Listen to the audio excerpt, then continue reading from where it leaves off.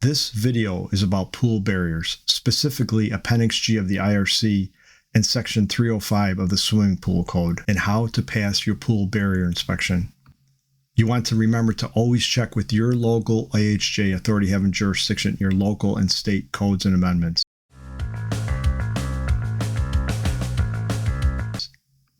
References today are going to be taken from the 2021 IRC Appendix G and Section 305 of the International Swimming Pool and Spa Code. When you consider nearly 300 children every year drown in backyard swimming pools because of inadequate barriers, it can't be overstated having a code compliance barrier. On inspections, it can often be viewed as a hassle by the homeowner, but when you consider the consequences of not having an adequate barrier, it's important that you get it right the first time so that you're not going to have any issues with somebody getting into the pool that shouldn't be there. As I stated, we're going to be looking at Appendix G of the 2021 IRC and also Section 305 of the International Swimming Pool and Spa Code. Another good resource for you is this resource that's put out by the Consumer Product Safety Commission.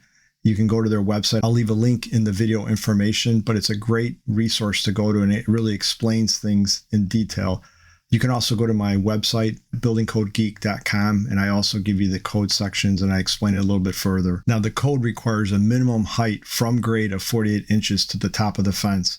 Now, some local AHJs may require 60 inches, so it's always important that you check with your local AHJ, but the code does require a minimum of 48 inches. Obviously, you can exceed that minimum. There's also several other things we'll talk about that go into that fence, other things that apply to the 48 inches, but also other things that can apply to how the fence is installed. Now, if you look at the slide that I have up now, it shows you the minimum 48-inch height, and then also it shows you clearances on the bottom. So if it's a soft surface like a grassy soil surface or some type of a landscape surface, the minimum gap that you can have is 2 inches. If it's on a harder surface, the minimum gap would be 4 inches. And then also if it's a mesh fence, the minimum gap that you'd be able to have would be 1 inch, and I'll show you examples of all these as we continue on.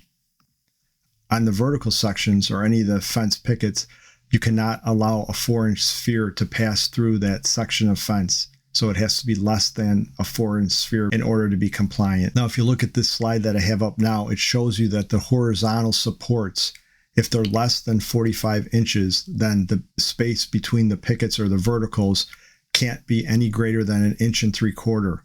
And the horizontal supports have to be on the inside of the fencing towards the pool. And all of these code sections or all these codes were designed for a child of a certain size, certain age, not to be able to gain access to your pool. The reason that there's that smaller gap requirement between the verticals when you have less than 45 inches between the horizontal supports is because they assume a child would be able to get a foothold and then be able to climb over the fence and get into the pool area. Now, if you look at this slide I have up now, it's a chain link fence. Typically, a chain link fence isn't going to work because the code requires a maximum opening of 1.25 inches. In most chain link fences, if you measure that, they're going to be greater than that. If a chain link fence has slats, they allow a maximum of 1.75 inches opening. So typically probably do not see chain link fences around pools. And there's a reason for that because unless it's a very smaller gap, it's not going to be compliant. That's one of those situations where they feel a child will be able to gain a foothold and just climb up the chain link and get over the barrier into the pool area. Now, if you look at the slide I have up now, I show you 2 latch examples. So both of them have to be self-closing, self-locking latches. So there's the one to the right is a magnetic. It's a typical pool latch that it allows you to get the latch height or the release mechanism higher on the gate itself. And then the one to the left is a spring latch so that when the gate closes, it latches onto the bolt. Now, the minimum height that this can be from grade is 54 inches.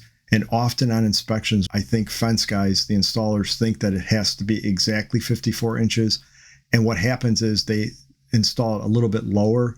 And again, I've said this before in other videos, you have to at least meet the minimum. So if it's a little bit less than 54, it doesn't meet the minimum.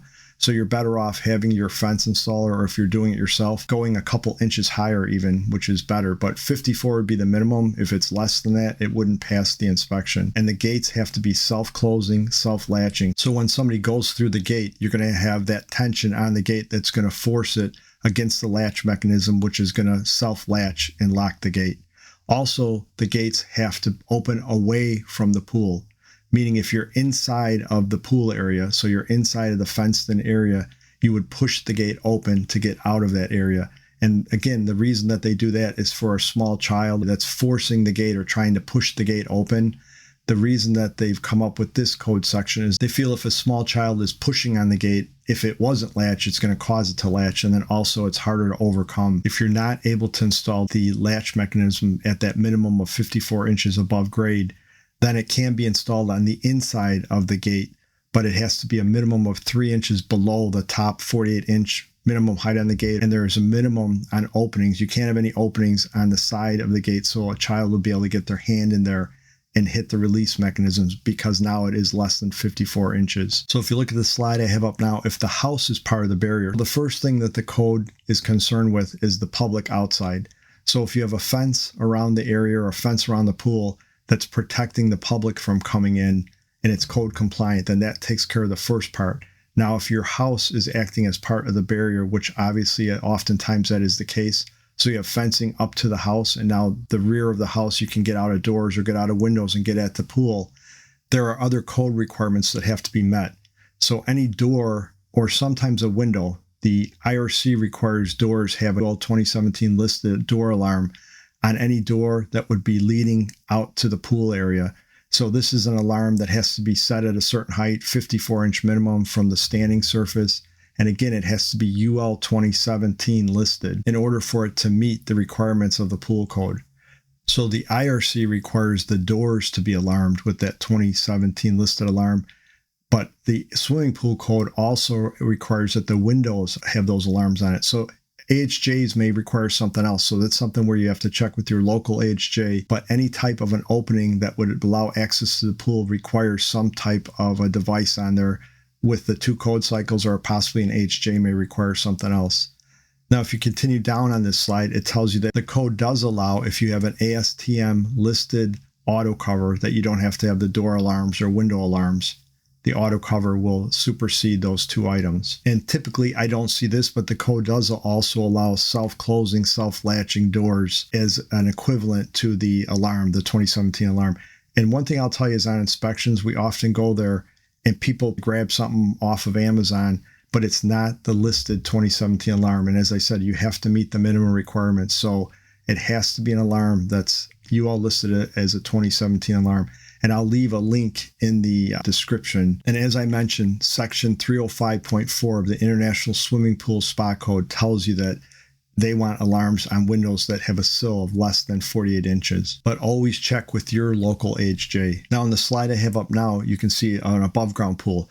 On an above ground pool, if the wall of the pool is 48 inches or greater, that meets the barrier requirement, but you would need to have a lockable ladder or a removable ladder, obviously, because there's a way you need to get into the pool. So no fence, the pool wall acting as a 48-inch barrier around the entire perimeter of the pool, and then a lockable or removable ladder meets the code requirement. Also, you see here, if you have a compliant fence, so let's say the pool wall isn't high enough, but you need to put a fencing material on there in order to get it to the height that you need, that would work too, with all the other requirements as far as the spacing on the bottom of the fence to the top of the pool rim and the spacing between the pickets. The other thing that I've seen people do is, because of grades in the backyard, most of the barrier is above or at 48 inches, that minimum requirement, but then there's some areas where it drops a little bit lower. So sometimes people just put a section of fence on to meet the requirement. And again, a lockable ladder or a removable ladder would meet the code requirements. So you wouldn't actually have to have any fencing. Your pool could be in the backyard without any fencing around it if the wall of the pool itself is meeting the barrier requirement, the minimum of 48 inches. And in this next slide that I have up, you see a mesh fence. I've seen mesh fences installed, and as long as they meet the requirements, minimum height, again, 48 inches, which is pretty much throughout. It has to be a minimum of 48 inches. The poles have to be anchored a minimum of 3 inches deep. The supports maximum 40 inches apart, and the bottom clearance on a mesh pool has to be a maximum of 1 inch in order to meet the requirement. Okay, so when we're doing an inspection on a fence, the first thing we look at is the public protected. Do we have a fence that's a minimum of 48 inches? Is the gate self-closing, self-latching, and it opens away from the pool? Is the locking mechanism a minimum of 54 inches above grade or more? Does the gate swing away from the pool? So if I'm inside the fenced-in area on the pool side, does the gate swing away from the pool? Then next we go inside, and if the house is acting as part of the barrier, which it typically is, do they have the installed alarms that they're required to have, and are they at the right heights? Or do they have that ASTM listed cover, that auto cover? And then also we're checking if all gaps are correct, gaps that are below the fence or gaps below the barrier to grade, gaps between the vertical pickets. We're also making sure that you have a lockable ladder or removable ladder if it's an above ground pool. As I stated earlier in the video, you can go to my website, buildingcodegeek.com, where I lay this out more in detail, because this is one of those areas that we get a lot of questions on. It's one of those areas where people don't understand it exactly. So I have links in there that will take you to other helpful information sites. And then also just I lay it out more in detail. And as I also mentioned, I do have in the information a link for that 2017 UL listed door alarm. I'm an Amazon affiliate, so I may get a little commission on that, but I just know it's hard often for people to find, because you go to Amazon, it'll say pool alarm, but if it doesn't say UL 27 listed pool alarm, it won't pass the inspection. Okay, so I hope this video will help. I hope it'll help you pass your next inspection. If you liked the video, please give me a thumbs up and subscribe, and thanks for watching.